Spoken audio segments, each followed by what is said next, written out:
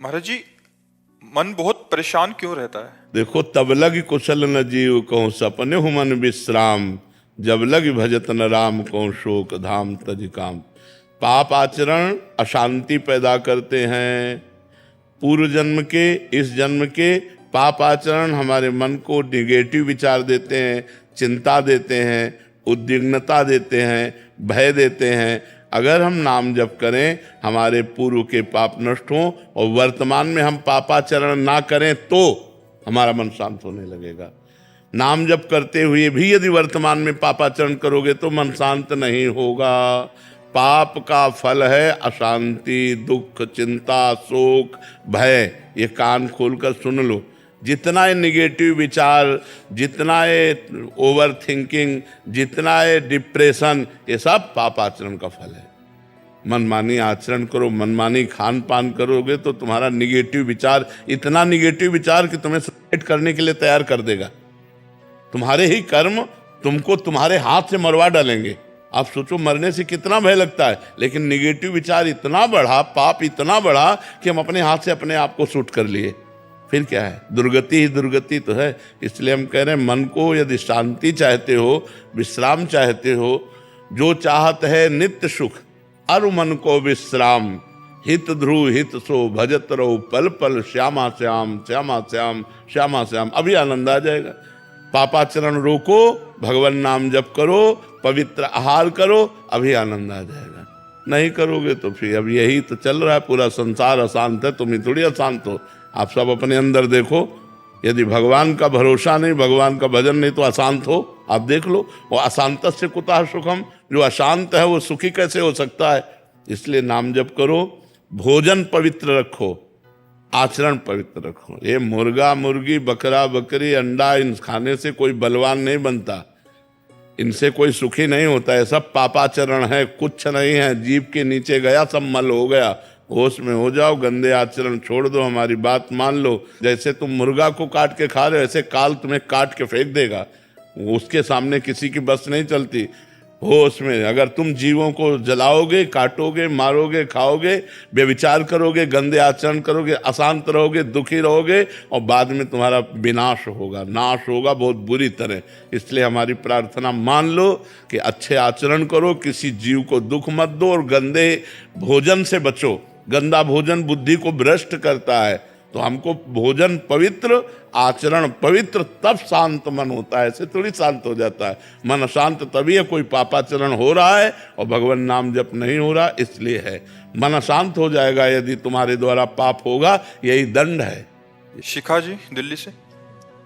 राधे राधे महाराज जी। महाराज जी, मेरी भी दोनों किडनियां खराब है। कहीं ना कहीं मैंने इसको स्वीकार कर लिया है। महाराज जी ये कह रहे हैं कि आप विचलित हो जाते हैं जब शरीर बिल्कुल साथ नहीं देता। नाम जप करने का तो प्रयास कर रही हूँ, बट आपका प्रवचन सुनती हूँ तो ठीक रहती हूँ। फिर महाराज जी इस स्थिति में महाराज जी कैसे? देखो, किसका है?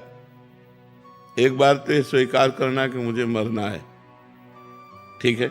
राइट टाइम मरना है, जब मरना है, बीच में मरना नहीं। और राइट टाइम में मरने के लिए किडनी हो या ना हो, दोनों बात समझो। किडनी स्वस्थ है तो राइट टाइम जो तुम्हारा है उसमें मरोगे कि नहीं मरोगे, और किडनी अस्वस्थ है तो भी उसी में मरोगे। हमें चिंता क्या करनी है? उचित औषधि लेते रहिए। जो रोग के अनुसार हमें खान पान है उसका थोड़ा संयम रखिए और नाम जप करते रहिए। प्रसन्न रहिए। मरना 100-200 बार तो है नहीं, एक बार मरना। जिसका जिस समय मरना लिखा है उसी समय मरेगा। हमसे कई लोग कहते हैं किडनी बदला लो।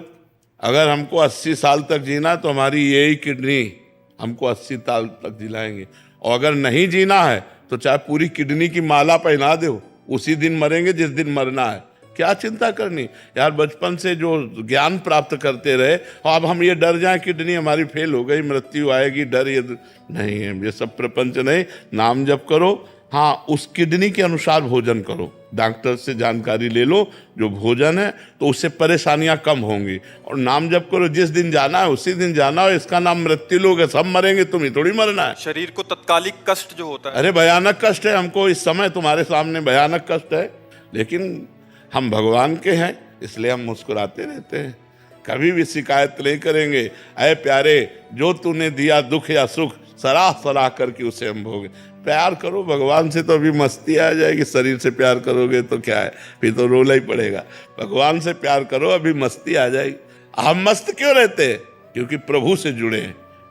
अगर अभी हमारा निगेटिव चिंतन हो जाए तो अभी हम डाउन हो जाए, अभी निगेटिव आ जाए तो अभी हम परेशान हो जाए। हम सोचते ही रहे राधा राधा राधा राधा राधा, मस्त रहते। वही हम तुम्हें सिखा रहे कि भगवान का नाम लो और उचित भोजन पवित्र आहार करो, जिससे आपको रोग अपना प्रभाव दिखा के प्रभावित न कर पावे, और औषधियाँ लेते रहो। जैसे डॉक्टर बताएं, जब डायलिसिस का नंबर आवे डायलिसिस हो, जब मृत्यु का नंबर आ जाएगा तो मृत्यु हो जाएगी। क्या चिंता करना है यार, एक बार मरना है, सबको मरना है। इसका नाम ही है मृत्यु लोक, यहाँ सब मरना ही है। अपने अपने समय पे सब मर जाएंगे, तो हमारा जब समय आएगा तो हम चले जाएंगे। बस राधा राधा जपो, अच्छे कर्म करो, दूसरों को सुख पहुंचाओ।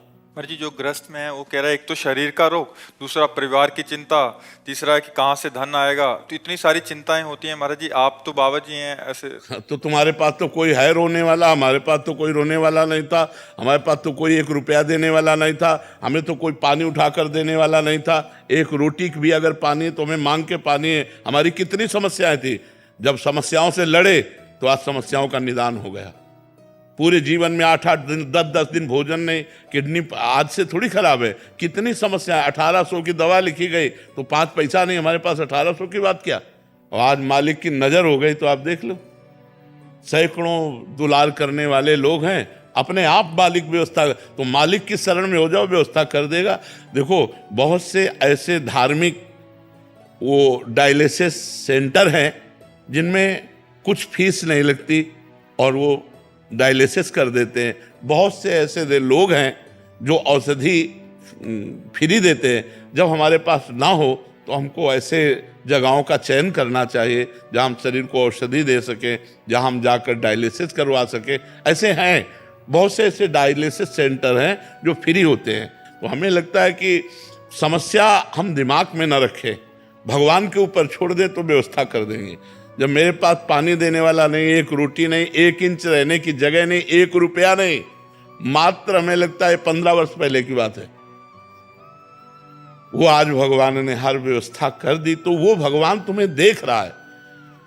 तुम्हें जब तक भगवान पर विश्वास नहीं तब तक ये बात है, जिस दिन विश्वास हो जाएगा वो ऐसे मिला देगा कि सब काम बन जाएंगे, सब बात बन जाएगी। Doctor Sanjay Mishra ji, doctor Chandresh Gupta ji, Radhe Radhe. महाराज जी आप कह रहे हैं कि किसी को दिखाया था इन्होंने, तो उन्होंने बोला, मेरे शारीरिक कष्टों को देखते हुए सुझाव दिया कि ये डॉक्टर हैं कि आप मरीजों को जो निःशुल्क देखते हैं उनका प्रारब्ध भोग आपको ही कुछ अंश में भोगना पड़ रहा है, अतः आप चाहे कदापि नहीं, कदापि व्यर्थ की बातें। निजकृत कर्म भोग सुन भ्राता, तुम्हारे पाप कर्म तुमको दंड दे रहे हैं, दूसरे के पाप कर्म थोड़ी दंड दे रहे हैं। व्यर्थ की बातें, लोगों के कहने। तस्मात् शास्त्रम प्रमाणम थे कार्याकार्यो व्यवस्थित हो, शास्त्र प्रमाणित बात होनी चाहिए, मनमानी आचरण थोड़ी नहीं चाहिए। इसलिए व्यर्थ की बात, इस बात पर ध्यान मत दो जी। शुभम रावत जी, श्री हरिवंश महाराज जी क्या जो ईश्वर के प्रति भाव प्रकट होता है वो अपने आप होता है या हम स्वयं चुनते हैं कि वे मेरे क्या हैं? जब हमारी धरा होती है, जैसे हमारे सतोगुण है और हम भजन कर रहे हैं तो अच्छे अच्छे भाव आएंगे। अगर हमारा रजोगुण बढ़ गया तो भोग भाव आएंगे, गंदे भाव भोगने वाले जो इंद्रियों के भोग संबंधी हैं। और यदि तमोगुण तो निद्रा, आलस्य, प्रमाद, हिंसा, द्वेष, ऐसे भाव आएंगे। तो ये 3 गुणों के अंतर्गत अभी भाव आ रहे हैं। अभी त्रिगुणातीत थोड़ी भाव आ रहा है। सतोगुण हुआ तो अच्छे भाव आ गए, रजोगुण हुआ भोग भाव आ गए, तमोगुण आया निद्रा, आलस्य, प्रमाद आ गया, द्वेष भाव आ गया, हिंसा भाव आ गया। ये गुणों के अंतर्गत चल रहे हो, अभी कोई गुणातीत थोड़ी हुए। तो नाम जप करो, अच्छा भोजन करो, अच्छे आचरण करो, अपने आप गुणातीत हो जाओगे, तब स्थायी भाव आएंगे। अभी स्थायी भाव थोड़ी, कभी अच्छा भाव कभी बुरा भाव, कभी वैराग्य तो कभी भोग। ये मन की ऐसी चंचलता चलती रहती, कोई स्थायी तो है नहीं। स्थायी तब होगी जब अच्छा भोजन करो, पवित्र आचरण करो, नाम जप करो, तब। ये नींव है। चाहे मंदिर बनाओ चाहे घर बनाओ, अगर नींव मजबूत है तो तुम्हारा घर अच्छा, तुम्हारा मंदिर अच्छा।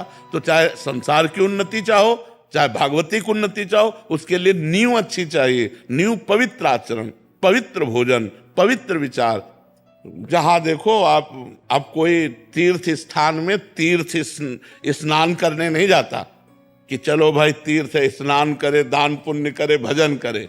पिकनिक मनाने जाते हैं। आए, होटल लिया, मौज मस्ती, गंगा किनारा, यमुना किनारा, पवित्र जगह, अपवित्र विचारों की भीड़ लग रही। अगर आप पवित्र भोजन पाओगे, ब्रह्मचर्य रहोगे, पवित्र आचरण करोगे, तो आप में जो बल आएगा, कोई मांस अंडा इससे थोड़ी आता है। तो सब गंदी बातें हैं, लोगों की समझ में नहीं आती। अगर आप ब्रह्मचर्य से हैं, पवित्र आहार करते हैं, भगवान का चिंतन करते हैं, तो आप में एक दिव्यता होगी, आप सबसे अलग होंगे।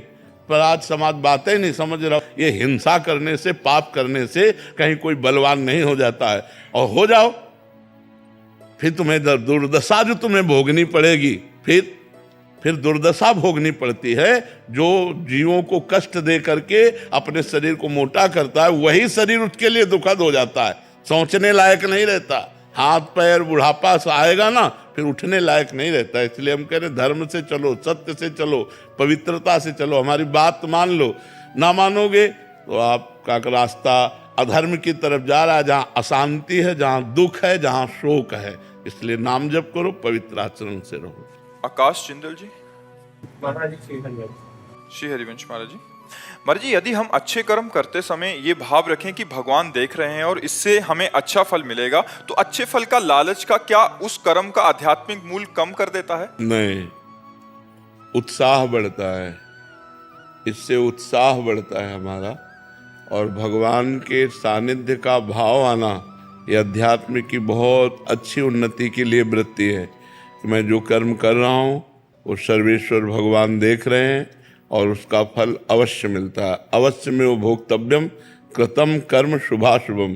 कृतम माने किया हुआ गंदा कर्म या अच्छा कर्म, शुभ अशुभ कर्म, दोनों का फल अवश्य मिलता है, क्योंकि ईश्वर देख रहा है। वो शास्त्र शीर्षा पुरुषा सहस्राक्षा शास्त्रपात, वो सहस्राक्षा, वो हजारों नेत्रों वाला है, वो अनंत नेत्रों वाला है। जहाँ तुम हो वहाँ वो है, और जो तुम कर रहे हो वो देख रहा है। उसको किसी की साक्षी या गवाही की जरूरत नहीं है। और हम जो अच्छा कर्म कर रहे हैं उसका अच्छा फल मिलेगा, ऐसा भाव रखना उत्तम है।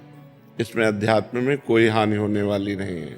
दिलप्रीत कौर जी, जयपुर। श्री श्री हरिवंश महाराज जी, सत श्री अकाल। महाराज जी, आपने एक सत्संग में बताया था कि आत्मा और मन अलग अलग होते हैं, और ये भी कहा था कि जब आत्मा किसी नए शरीर में जन्म लेती है तो उसे अपने पिछले कर्मों के अनुसार सुख दुख या सफलता असफलता भोगनी पड़ती है, यानी प्रारब्ध को भुगतना पड़ता है। लेकिन हमारा सवाल ये है कि जब आत्मा और मन अलग है तो मन तो शरीर के साथ ही खत्म हो जाता है। किसने कहा? किसने कहा? ये किसने कहा कि मन खत्म हो जाता है? मन खत्म हो जाए तो मोक्ष की प्राप्ति हो जाए। स्थूल शरीर छूटता है, मन सूक्ष्म शरीर में, सूक्ष्म शरीर कारण शरीर को लेकर आत्मा जाता है। वही नए जन्म में तो पूरा का पूरा सृष्टि का जितना भी संचालन है, उसमें जो गुण के कर्म दोष हैं, जो प्रारब्ध भोग, मन ही तो भोगता है। आत्मा तो निर्लेप निर्विकार सच्चिदानंदमय, उसे कौन भोग या कौन सुख या कौन दंड छू सकता है? नैनम छिन्दन्ति शस्त्राणि नैनम दहति पावका न चैनम क्लेदयन्त्यापो न शोष्यति मारुतः। आत्मा को अग्नि जला नहीं सकती, वायु सुखा नहीं सकता, जल गीला नहीं कर सकता, अर्थात वारुणेय अस्त्र, आग्नेय अस्त्र, ये सब प्रयोग में नहीं आ सकते, आत्मा तक नहीं पहुंच सकते। तो ये जो सुख दुख का भोक्ता मन है, यही बार बार आत्मा के साथ जन्म मरण लेता है। और यही मन जब भगवान में लीन हो जाता है तो वो भक्ति को प्राप्त हो जाता है, और जब आत्मा में लीन हो जाता है तो मोक्ष को प्राप्त हो जाता है। जब तक ये लीन नहीं होता तब तक ये जन्म मरण चक्र चलता रहता है। विषयों का चिंतन करने से मन बंधन युक्त, और भगवान का चिंतन करने से मोक्ष युक्त होता है। तो विषय चिंतन से मन को हटाकर जब भगवान में लगाते हैं तो मन अमना हो जाता है, कोई कामना नहीं रहती। सकल कामनाहीन जे राम भगत रस लीन, जो भगवान की भक्ति के रस में लीन है उसे फिर कोई कामना नहीं। निज सुख बिन मन होई किथीरा, जब अध्यात्म सुख मिलने लगता है तो बाह्य सुखों का त्याग हो जाता है, तब मन लीन होता है। ऐसे मन थोड़ी नष्ट होता है, मन नष्ट होने वाली वस्तु नहीं। इंद्रियाणाम मनश्चास्मि, भगवान कहते हैं इंद्रियों में मन मैं हूँ, वो भगवत स्वरूप है। विषय चिंतन करने के कारण मलिन हो गया है, भगवत चिंतन करके निर्मल करो, कृष्णमय हो गया मन, मन ही कृष्ण हो गया, क्योंकि कृष्ण है इंद्रियाणाम मनश्चास्मि। समझ पा रहे आप? मेरा प्रश्न है, जैसे आत्मा अलग हुई, मन अलग हुआ। तुमने कहा शरीर के साथ मन नष्ट हो जाता है, हाँ कहा ना? हाँ। मन नष्ट नहीं होता। वही हमने उत्तर दिया कि मन नष्ट होता है भजन के द्वारा। जब हम भजन करते हैं भगवान का तो मन अमना हो जाता है। मन की सत्ता है कामना, कामनाएं उत्पन्न होना है मन की सत्ता है, संकल्प विकल्प। और जब संकल्प विकल्प होना बंद हो जाता है तो मन ही श्री कृष्णमय हो जाता है। तो श्री कृष्णमय मन आत्मस्वरूप, आत्मस्वरूप मन ब्रह्ममय। तो जो आत्मा वही मन हो जाता है, मतलब मन आत्म तत्व में लीन हो गया। जैसे तरंग है ना, तो समुद्र की ही है ना, हम उसको समुद्र नहीं कह सकते, तरंग कहेंगे। समुद्र अलग है और तरंग अलग है, लेकिन क्या अलग है क्या? उसी की है। और जहां वायु विकार नष्ट हुआ तो आप तरंग नहीं कह सकते, समुद्र ही हो गया कि नहीं? तो ऐसे मन में जो माया का विकार है, जब तक विकार है तब तक वो मन है, और जहां विकार खत्म हुआ तो जैसे तरंग समुद्र हो गई, ऐसे मन आत्मस्वरूप हो गया। प्रियम वसु जी, राधा वल्लभ श्री हरिवंश। श्री हरिवंश महाराज जी, हमने हर संत और आपके श्री मुख से भी सुना है कि गुरु और भगवान में गुरु की स्थान ऊपर है, पर देखो एक बात हम तुम्हें बताएं, किसका प्रश्न है? भगवान जैसे तो सिर्फ भगवान है, कोई नहीं है। हमारी बात समझना तुम। हम स्थान इसलिए देते हैं कि भगवान के हृदय में रहने पर भी हमारी दुर्गति नहीं रुकी, लेकिन जब संत और गुरुदेव का सानिध्य मिला तो हमारी दुर्गति सदगति में बदल गई। हमारे बुरे आचरण छूटने लगे, अच्छे आचरण होने लगे, भगवान का भजन करने लगे, आनंद आने लगा। तो आनंद सिंधु के हृदय में रहने पर भी आनंद नहीं आ रहा था, लेकिन जब उनका दास मिला, उनका भक्त मिला, उनका सेवक मिला, तो आनंद की वृद्धि हो गई। तो मोरे मन प्रभु अस विश्वासा, राम ते अधिक राम करदासा। लेकिन ये भाव है, भगवान के समान कोई नहीं हो सकता, फिर भगवान से अधिक होने की तो बात जाने दो। समझ पा रहे हो? गिरिराज जी भगवान ने उठाया, 21 किलोमीटर के हैं। एक गिरिराज जी की शिला कोई ऐसे उठा के देखे, 7 दिन 7 रात्रि, 7 वर्ष के बालक थे नंदन। उनकी समानता कोई कर सकता है? दावानल लग गया तो मुंह में पी लिया, एक कोबरा काट ले तो मरना निश्चित हो जाए यदि हमको सही समय पर औषधि न मिले। कालिया नाग के दह में कूद करके उसका मर्दन करके रमण द्वीप में। भगवान जैसा तो सिर्फ 6 दिन के थे, 6 दिन में मच्छर मारने की भी ताकत नहीं होती बालक में। और पूतना जैसी महान राक्षसी जो 6 कोस तक जिसका शरीर था, कुल्हाड़ से काटा गया, ऐसी राक्षसी को 6वें दिन रंगा दिया भगवान ने। भगवान जैसे सिर्फ भगवान, भगवान जैसा तो कोई है ही नहीं। हाँ, मानी संख्या, सवाल हल करना है ना, मानी संख्या मेरे पिता भगवान, मेरे भगवान से भी बढ़कर माता पिता है, मेरे गुरुदेव भगवान से भी बढ़कर मानी संख्या। जब मानी संख्या किया तो सवाल हल हो गया। मानी संख्या ये पत्थर की मूर्ति भगवान, मानी संख्या ये छवि भगवान, मानी संख्या ये भगवान। जहां एक जगह मानना शुरू करो और सब जगह उसी को फैला दो, अपनी भावना को, मुक्त हो गए। देखो एक जगह गुरु माना जाता है और फैला सब जगह दिया जाए। अखंड मंडलाकारम, अखंड मंडलाकारम व्याप्तमेन चराचरम, चराचर में मेरा गुरुदेव व्याप्त है, तो सब भगवान है।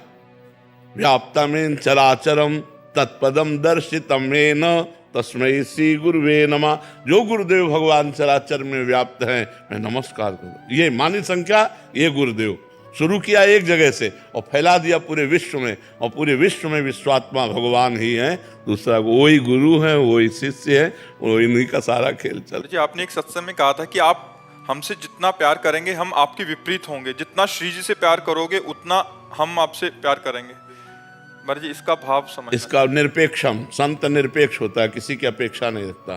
तो हम संत वेश में हैं, तो हमें भगवत भाव से देखो चाहे मनुष्य भाव से देखो। हमारी एक पद्धति रही है किसी से प्यार ना करना, अंदर से सब में भगवान को देखकर प्यार करना।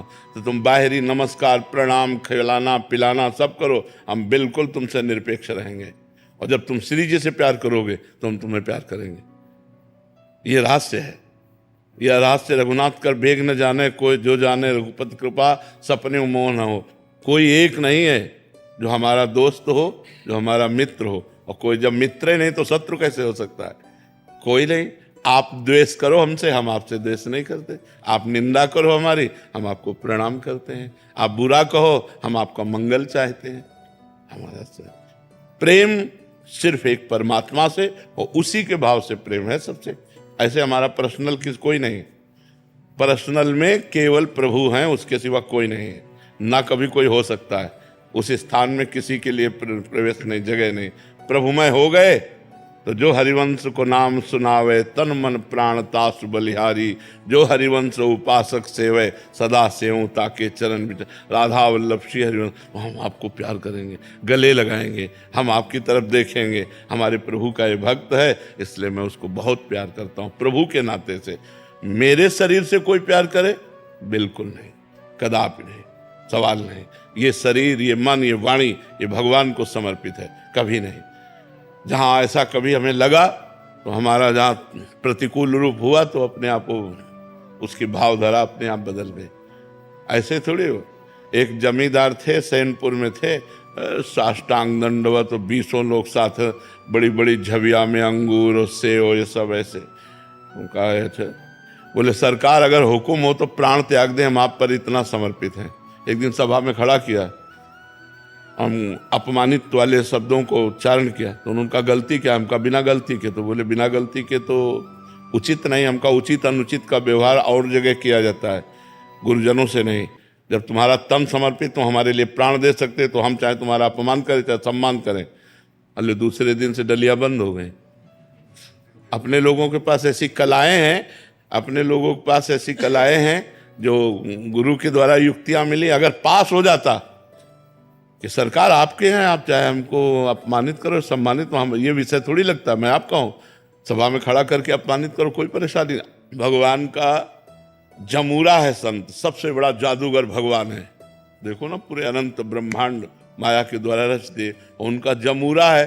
जो संत है, जो भक्त है, वो उनकी हर जादू को जानता है, भगवान के हर इशारे को समझता है, भगवान के हर चाल को देखता है, इसलिए माया उसे फंसा नहीं सकती।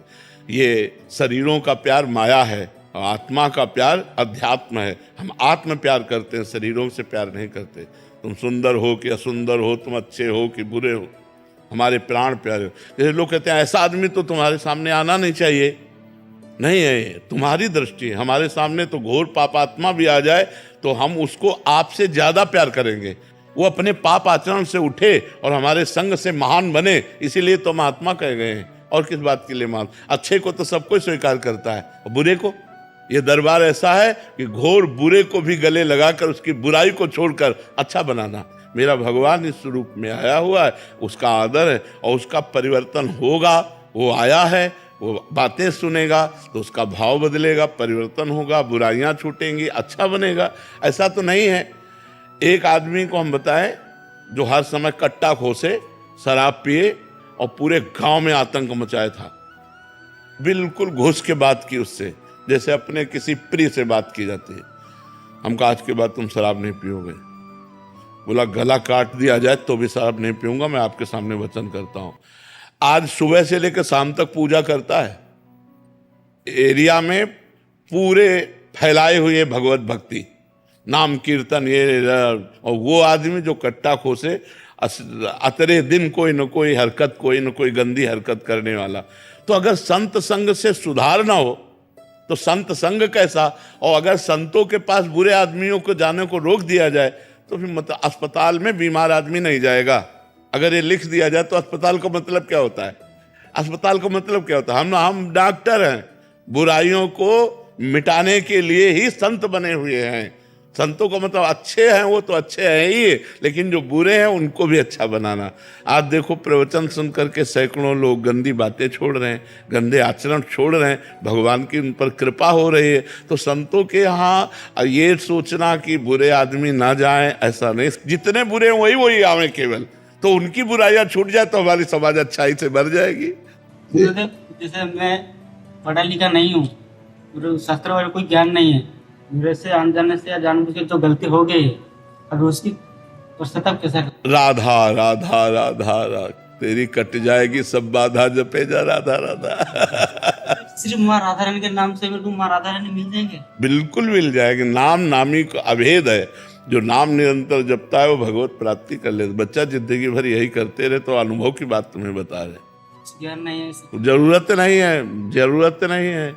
ज्यादा बुद्धिमानी होना फंसना होता है। सीधे साधे बने रहो, राधा राधा राधा। भगवान भोले भक्तों को ज्यादा मिलते हैं। राधा राधा जब